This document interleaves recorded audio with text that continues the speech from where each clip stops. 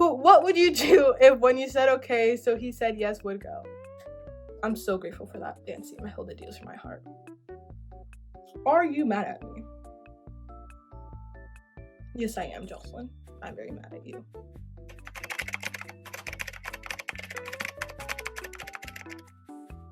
Hi everyone, welcome back to my channel. My name is Kanisha, if you didn't know already, and today we're just going to be doing like a little Q&A style video just so you guys can get to know me on a little bit more of a personal level. And yeah, all these questions came from my Instagram right here. Go follow it if you haven't already, and I just posted on my story and asked people to ask me questions, so if you were curious where they came from, that's where they came from. Anyways, we're just gonna get right into the video. Enough of my rambling, and let's get started. So for the first question right up here is, why did you start YouTube? Okay, so like every other like Gen Alpha kid or like Gen Z kid, I grew up watching YouTube. I was an iPad kid, and I would always used to watch like YouTubers like It's Funny, who else, like Lauren Z Side, Wenji, a whole bunch of other YouTubers, and I always like admired them, like damn, like you get to do this for a living, you get to do what you love, this and that. And I always admired that, and eventually I did start my own YouTube channel. It wasn't like that necessarily, or like this one, it was a gotcha channel. I'll put it up here if you're curious. It was called Celestia, I think. The first name I ever like on that channel was like Caitlin May. Don't ask me how I came up with that, I don't even know. And then it was like Lil Berry, and then I changed to Celestial, but it was just like a gotcha channel. Like I made like mini movies, memes, a whole bunch of other stuff. Most of like the really old videos from like, I forgot, like not a joke, 6 or 7 years ago. I think I deleted those because I wanted to start when I like renamed myself as Lil Berry. But I always had fun, like that, the idea of like making videos, posting them, like making a community. I always loved that.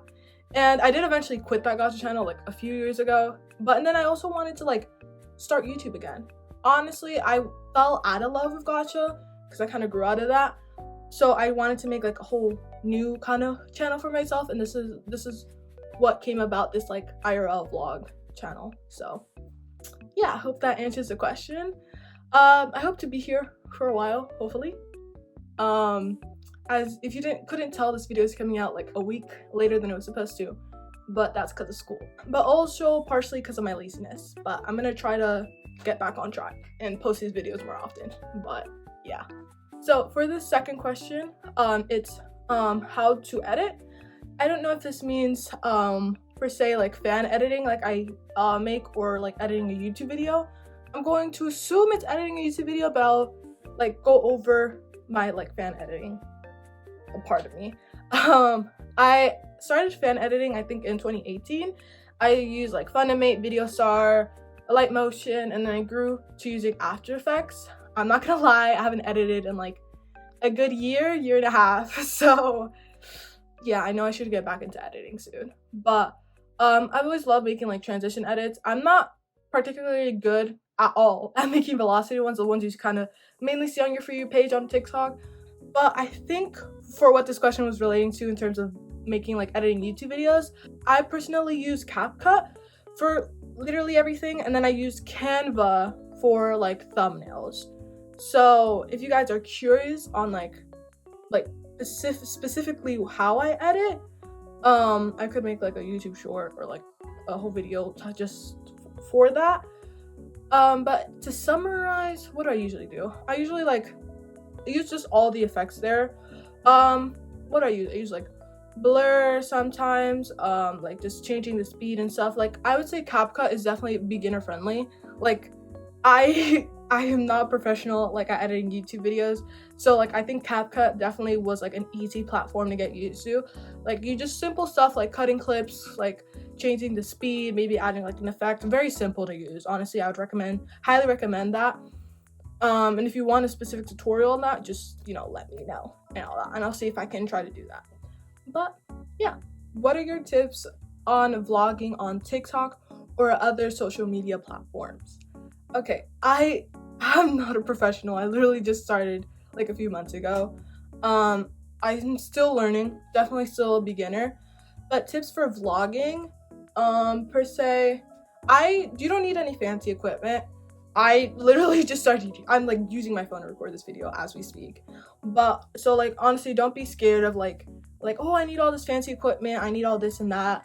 Obviously, as time passes, I might like upgrade to like a vlogging camera or get like a microphone or something like that. But just to get started, you can literally use your phone. Like you like you can just use that. And I would say maybe you search up like tutorials or something like that if you want like a specific style. And depending on your audience, if you want like to make like a more entertaining audience, maybe add like a few like funny memes or funny sound effects in your videos. And just like, let's say vlogging out in public, I'm still working on it, but like don't be afraid to like be expressive and stuff on camera in public. Yes, it might seem a little embarrassing, and I myself am working on that, but I would just say like try to get more comfortable with the camera, just because your audience is going to see that, like they're going to get more comfortable with you if they see that you're comfortable. If you're like really anxious and stuff on camera, you're not going to make much of a connection with your audience than if you were more relaxed. And I know I should be taking my own advice on this, but yeah. Okay, next question. What is it like taking 4 APs? Ooh, funny question. Okay, next, moving on. Okay, never mind.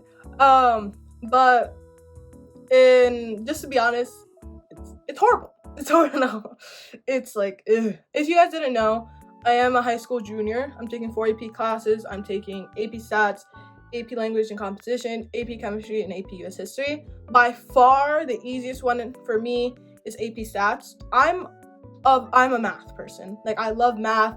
Anything to do with math, I love it. Yes, Stats is a different kind of math, but I still enjoy it a lot. And honestly, my teacher, she's amazing. She's amazing. Best teacher ever. One of, like, right now, I'm ranking her at number 1. And if you know me, you know I always talk really well about this teacher. Obviously, I'm not gonna, like, name her to put her out on the internet, but if you know who I'm talking about, you know who I'm talking about. Honestly, I don't struggle with that class at all. It's not much homework. Yes, like the reviews and like the little homework you get, like when I do get homework, it's a little time consuming, but it's not anything super difficult. And then the tests, pretty solid. Like, I don't have anything else to say. I love the class. I don't have much trouble in it. So next, let's say AP Chemistry. For my school, the teacher doesn't really teach. I love him, don't get me wrong. It's just he doesn't teach as well as I would have liked to. So that just means I have to self-study. I have been self-studying. I just finished Unit 2. I am a little behind. I said I was going to finish Unit 1 over the summer. Never did. And I kind of wish I did, because I feel like I would have been a little bit more on track. But the class overall, I wouldn't say I don't pay attention at all in that class, because he does teach somewhat. And I understand the material. Like, if I really lock in class, I can understand the material he's like teaching. But I would say that's a little so-so class. I love the teacher. Honestly, my classmates and stuff are amazing. So like that makes makes it a little bit more enjoyable. But the whole self-teaching stuff and me trying to do more stuff outside of school kind of makes it annoying. But it's okay.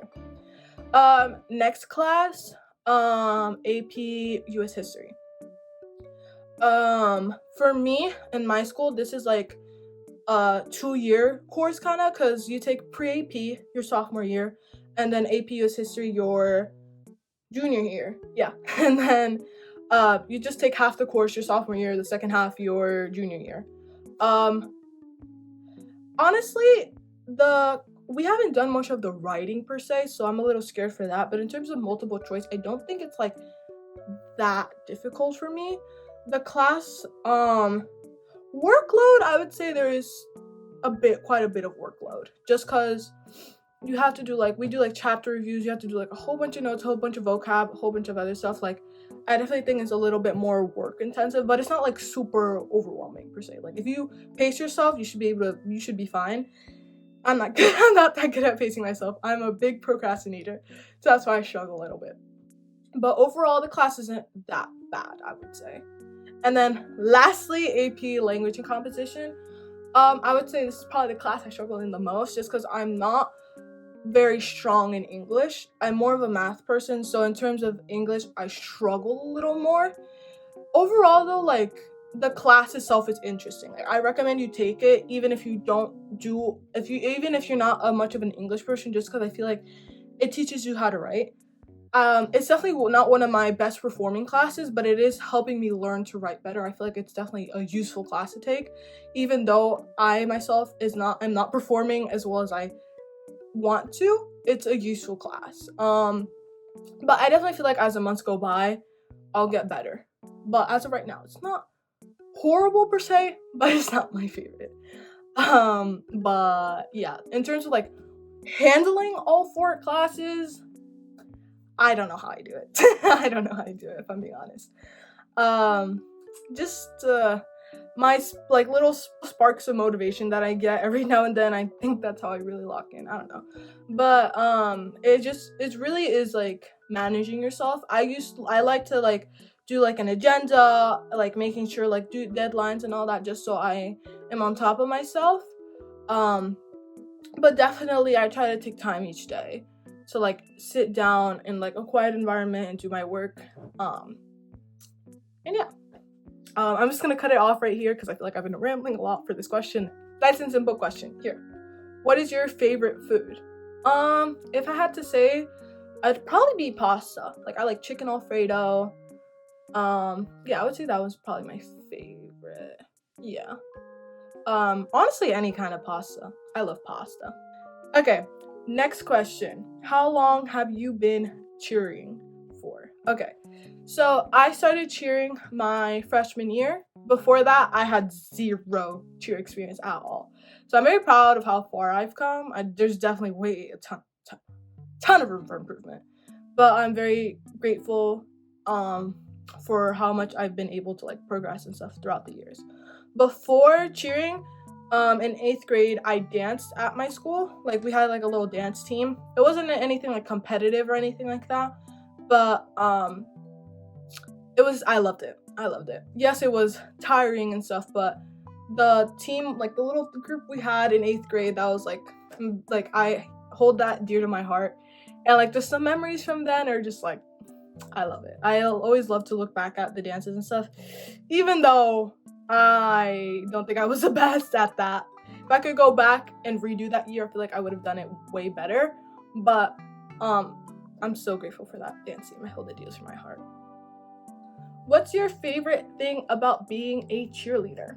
Okay. My favorite thing, I would say how close you are to your team. Just cause cheer, I feel like, is one of those sports. It's like it can't work if one person is gone. Like if you're in a routine, one person is gone, like the whole routine is like not complete in a way. Cause like for a stunt, one stunt can't go up if the flyer isn't there, or they can't go up if the back spot isn't there, or the bases. Like I definitely like how like together we are, and also just like how close you get to your teammates. It's just like I love that. If someone's down, we always try to like cheer that person up and stuff. Not gonna lie, sometimes there's drama and it's a little chaotic, but I would say that's probably my favorite thing. Just like the team spirit and just like being able to make so much new friends and stuff on the team. Like there's like the whole program at my like school, there's like 40 girls or something. It's like, oh, it's a ton. It's like 30, 40 girls, something like that. Might be less now though. I don't know, but whatever. But like it's a big program, and you're able to get close to girls you would have never talked to outside of cheer. And yeah. Okay, deep question. How does it feel being in your junior year? How are you dealing with soon becoming an adult? How does it feel? So let's start first with how does it feel being in my junior year? I would say this is definitely the most stressful year yet compared to my freshman and sophomore year. Each year I'm like always like, oh, the year before was so easy. And I said that last year, I'm like, freshman year so easy, sophomore year so hard. But now looking back, I'm like, sophomore year was easy. And I'm gonna definitely be saying that senior year is probably gonna be even harder than junior year, just because of like the schedule and the stuff I want to do next year is gonna be college applications on top of that. But definitely stressful, I would say. But also kind of like sad in a way, just because like this is like my second to last year of high school. So I'm just like thinking, like looking at the seniors, and I'm like, damn, that's gonna be me next year. And I was like, it's always seemed so far away, but now it's like, I'm out of here soon. So it's like, ooh, it's very scary. How are you dealing with soon becoming an adult? Very stressful. I'm always thinking about colleges, like the whole college application process. Like I'm so scared about that. There's so much stuff so much more stuff that I could be doing. It's like kind of like annoying in a way because I know I could do it. It's just like my procrastination and just like a whole bunch of other factors too. It's just like like it's stressful. The whole college application process is like, that's probably the thing that's stressing me out the most looking to the future. I feel like after just getting into college, I'll be a lot of weight will be off my shoulders. I say that, but then a ton of other problems will be coming my way when I become an adult. But for now, that's the only thing that's really worrying me right now. This is like a little would you rather question. Would I rather be like sad and rich or happy and poor? I would personally say happy and poor, just cause it's like money isn't everything. I know you've heard this like 1,000 times before, but it's like you could want all this stuff in the world, and even if you get it, like if you're sad, like I feel like that's just like, it's like I have all this, but for what? Like what do I do with it? Like money can't buy you happiness. So it's like, I feel like mainly like when I imagine happy and poor, I imagine like having like maybe like a very small home and stuff. But happy, I imagine like having like a whole bunch of family, a whole bunch of friends to be with. And I just feel like I am definitely a people person. Like even though I'm like, I would say I'm like an ambivert. Like I'm like extroverted when I get to know someone, but then like I seem introverted. But I'm very much a people person. Like when I get close to someone, like I'm very annoying. So like I always like to be surrounded by people. That's what I'm imagining when it means happy and poor. So like even though I might not have money, I have all these people that are supporting me, all these people that I'm close to. I have someone to talk to. Like that's what I'm imagining, and I would prefer that than just having a whole bunch of luxuries but like be sad, you know? Okay, sweet or sour? I personally would say sweet. I have a very big sweet tooth. Like I have a very big sweet tooth. So I would pick sweet any day. Sour, like every now and then, like a Sour Patch Kid, or like maybe what other things are there? Like a lime or something. Like every now and then, like maybe once in a blue moon. But I don't usually tend to pick food like for sour stuff, you know? Next question is how to study. I don't know if I'm the right person to go to for this. But let's see, how to study. I would usually, like, I like to go to Khan Academy a lot. Like, for AP Chemistry, like, I use Khan Academy to self-study. Also, AI, if you use it well, like, if you use it to, like, actually help you, you can definitely, like, benefit from it a lot. Like, asking them to, like, give you a study plan. Or, like, if you're, like, on a math problem, let's say, and, like, you have no idea how they got to that answer, asking AI to like break it down for you and to explain it to you. Like if you're using it in a good way, you can benefit a lot from it. If you don't have like a tutor nearby or something like to access, you can like, I would say that's very useful. And just like online resources in general are a great way to like study, in my opinion. And also I would say if you want to like actually like lock in on something, I usually like throw my phone across the room, like to my bed or something, like it's not so it doesn't break.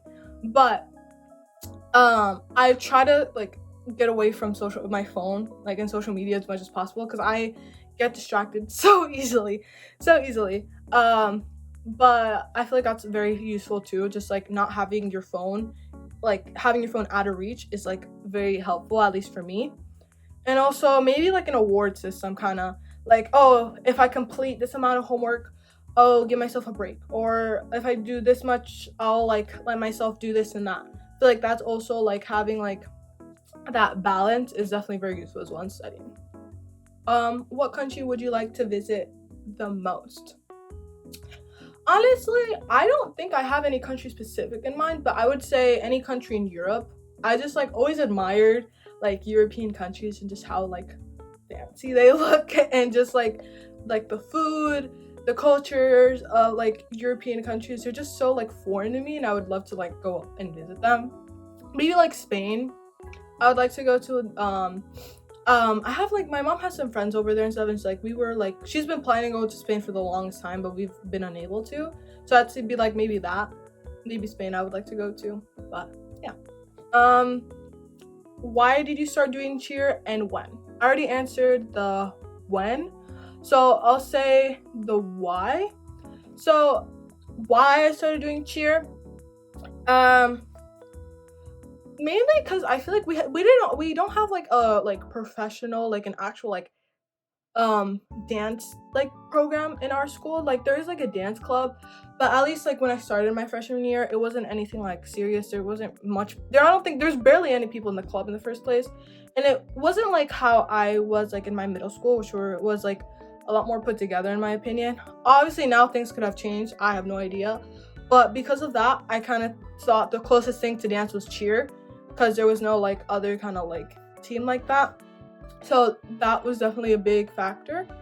Also, in my middle school, I'm still very petty about this.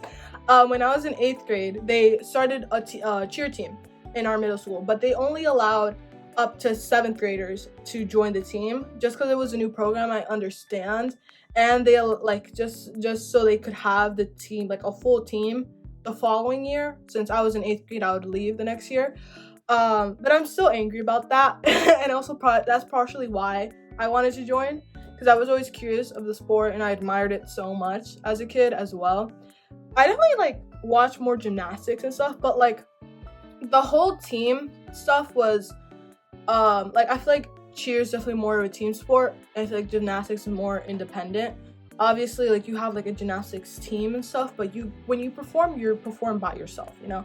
And I kind of like that more team aspect of things. Next question. How do you build up the courage to start YouTube? That's a good question. For me, I would say I feel like I always had that desire and courage like hidden within me. I feel like as a kid, I would like always like record myself and be like, "Hi guys, welcome to my YouTube channel," and do like little stuff like that. So as a kid, I always wanted to be a YouTuber. Like I feel like that was a thought that never left my mind.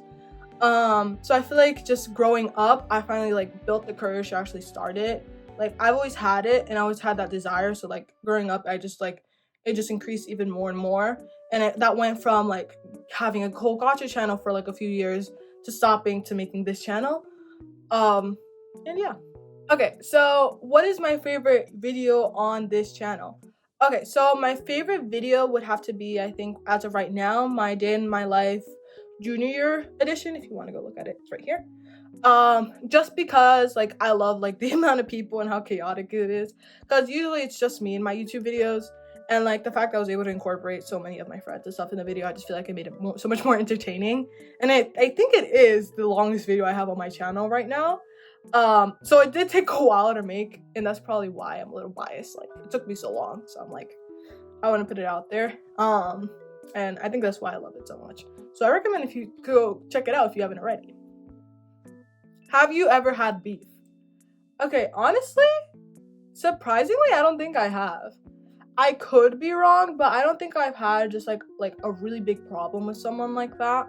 Like, and we just like both hated each other or something like that. I never think I never got to anything serious like that. It might have been like a bit of a like disagreement with someone, but I don't think I ever got to that level, surprisingly.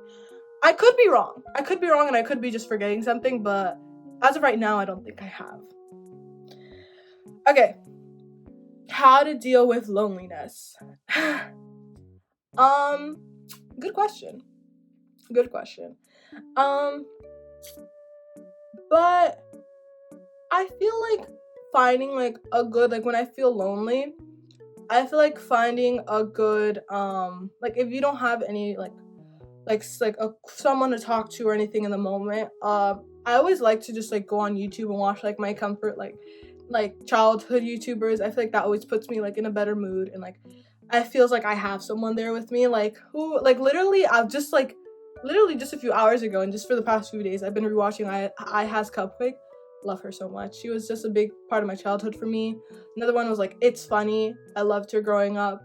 So like I feel like finding like a good maybe like comfort TV show, like I feel like that makes me feel a little better and makes me not feel as alone. I feel like even though technically like there is no one there with me, like I feel like it like I get like a connection, you know, watching that.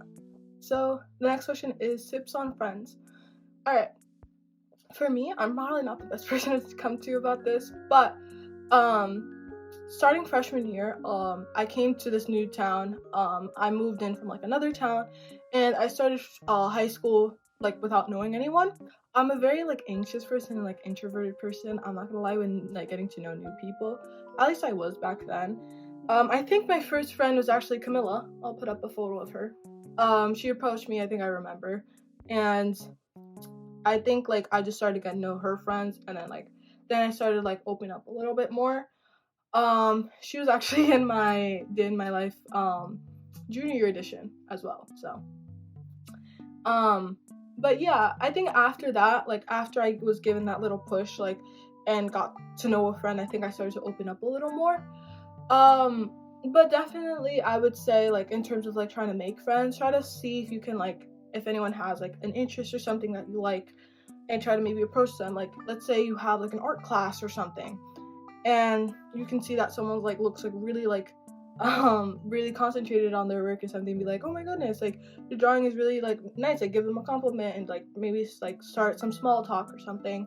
But yeah, but he said he wanted to see this question in this video. So what would you do if when you said okay, so he said yes, would go? What would I do? I have no idea. Honestly, I feel so slow reading this question because I don't understand this. I know this is a reference to something. I just can't remember it right now. But here's your little shout out because you wanted to see this in the video. Hope you enjoyed. What would you do if when you okay, so he said yes, would go?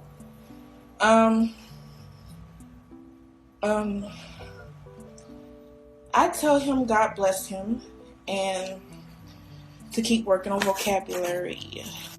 How does it feel to be friends with Big Mama? If you didn't know who Big Mama was, I'll put a picture of her right here. Honestly, I feel so grateful, like being able to be friends with such an amazing person. It's just like, damn. Okay, in all seriousness, Milan, I'm very grateful to have you as a friend. I love cheering with her my sophomore year for competition season. It was amazing. I loved it. It was so much more fun having you on the team. And, you know, I hope to see you in cheer next year because you said you were going to. So, you promised. You promised. Who is your favorite YouTuber? My favorite YouTuber as of right now, that's a good question. I don't think I have one YouTuber specifically that I like, but I would say iHas Cupwig. I've been getting back to watching her videos. I love her. It's Funny. It was definitely a big like nostalgic, and I was such a big fan of her growing up. Definitely she's up there. I like watching the Haas sisters as well. Caligari sisters every now and then. Who else? Oh, Ben of the week. He's definitely way up there. I love Ben. He's amazing. And yeah, I think those are like the most recent ones I can remember. Oh, and Lauren, the editor. If you didn't know her already, definitely go check her out. But yeah, I think that's all. Are you mad at me? Yes, I am, Jocelyn. I'm very mad at you. Never talk to me again. Now, I'm really mad. I'm just joking. That is all the questions. I hope you guys enjoyed watching this video. If you would like to see a video like this, another video like this, just let me know in the comments below. After like I gain a bit more popularity, I guess, and I create more of a like community, I'll ask you guys like on like a YouTube like community post or something instead of like Instagram.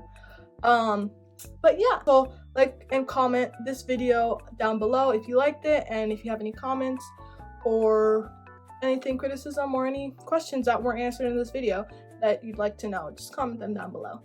And thank you so much for watching through all this. I know this was quite a video, and it is different from my other ones, but I hope you guys enjoyed nonetheless, and I hope you guys have an amazing day or night. Bye! Hold on just a minute. I know you guys saw my dog in the background of this video. So, oh, I'm so sorry. Say hello to Mia, guys! Hi, Mia! I think I woke her up from her nap. I'm so sorry. She's a little Pomeranian. How old is she? She was born in January. So in a few months she'll be 2 years old. Anyways. I'm gonna let her go back to bed. Alright. Goodbye, guys, actually.